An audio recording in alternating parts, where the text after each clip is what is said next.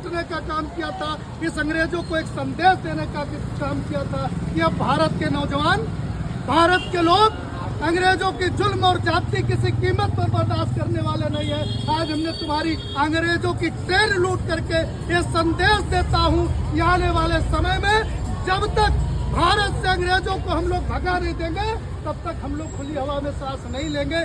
सब लोगों को पता है ट्रेन लूटने वालों को फांसी हुई थी, उसके बाद फांसी होने के बाद भी ये आंदोलन नहीं रुका।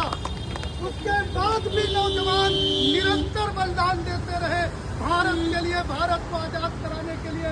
तमाम माताओं की कोख सूनी हो गई, तमाम बहनों के भाई जो राखी बांधते थे उनकी कलाई सूनी हो गई, लेकिन एक ही संकल्प था, भारत को आजाद करा करके मानेंगे। वो माँ भगवती के कृपा से और हमारे बलिदानियों के संकल्प से भारत देश आजाद हो गया। 80 वर्ष पूर्ण हो रहे उस आजादी के, और हम इस भूसा मंडी चौराहे पर खुली हवा में सांस लेकर के अपने इच्छा के अनुसार झंडारोहण कर रहे हैं। और इस चौराहे पर बात चाहे आकाश थापा रखे या कोई रखे, संविधान ऐसा अधिकार भी देता है, उन्हीं बलिदानियों के बदौलत है। हम उनको श्रद्धांजलि देते हुए 2 बात आखिरी में कह के समाप्त कर देंगे। सम्मानित साथियों, मेरा हाथ जोड़ करके सबसे निवेदन है कि जो मैंने 32 साल में अनुभव किया है, कल भी जब देश एकजुट था अंग्रेजों को भारत छोड़ के भागना पड़ा। एक अन्ना हजारे का आंदोलन देश में तमाम लोगों ने देखा है। अन्ना हजारे के आंदोलन के बाद देश में सत्ता परिवर्तित हो गई।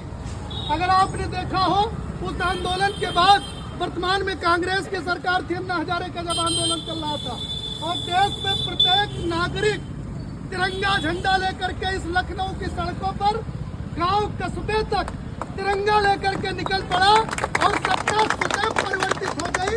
कांग्रेस की सरकार इस देश से चली गई।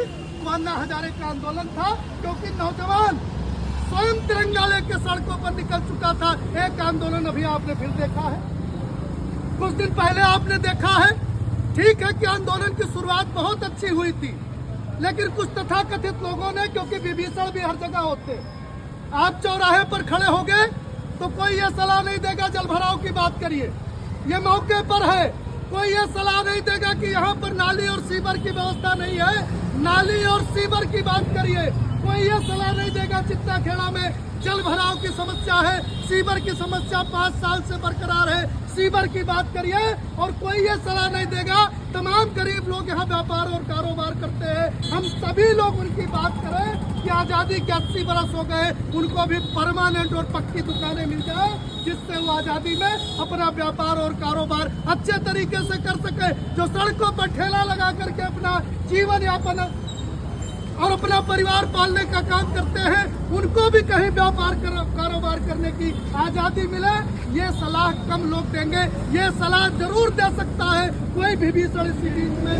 कैसा करिए, ये गुम्मा निकालिए आप, और आने जाने वाली जो सरकारी संपत्ति है, सरकारी जो गाड़ी है, या कोई भी स्कूल की वैन जा रही है, या तो उसके आगे जुलूस बना करके रोक दीजिए, और नहीं उसका हवा निकाल दीजिए, और हो सकता है तो गुम्मे से उसका शीशा तोड़ दीजिए, एक मुकदमा भी साथ में ले लीजिए, आंदोलन की ऐसी तैसी करा दीजिए। ये जरूर सलाह लोग देते हैं। इसलिए सम्मानित साथियों, अगर हमारे भारत के उन सपूतों ने एकदम सार्थक प्रयास करके, बिल्कुल चिड़िया के आंख पर उनका निशाना था आजादी और केवल आजादी, ना हिंदू ना मुसलमान, ना अगड़ा ना पिछड़ा, ना गरीब ना अमीर, ना अनुसूचित, ना कोई, भाई के तरीके से कंधा मिला करके जात धर्म मजहब से ऊपर उठ करके एक ही टारगेट था, हम गोरे अंग्रेजों को अपने देश से भगाएंगे। और माता रानी की कृपा से, भगवान के आशीर्वाद से, उन नौजवानों के बलिदान से अंग्रेजों को यहाँ भागना पड़ा, देश हमारा आजाद हो गया, और हम आजादी की हवा में सांस ले रहे हैं। भाईचारा जरूर बना के रखिए, एकजुटता जरूर बना करके रखिए। एकजुटता से ही आजादी मिल गई, एकजुटता से ही सत्ता परिवर्तन होता है, एकजुटता से ही गुंडे और मवाली डरते हैं, एकजुटता से ही जितना बड़ा लफंगा अधिकारी हो जो अपने को बहुत सूरमा समझता हो, एकजुटता के आगे वो भी घुटने टेकने का काम करता है। ये हमारा व्यक्तिगत निवेदन है, अनुभव के आधार पर है। एकजुटता अवश्य बनाए रखिए। मुन्ना त्रिपाठी ना पसंद हो, निकाल के बाहर करिए। दूसरा कोई व्यक्ति लाके खड़ा करिए जो आपको पसंद करता हो, आप जिसको पसंद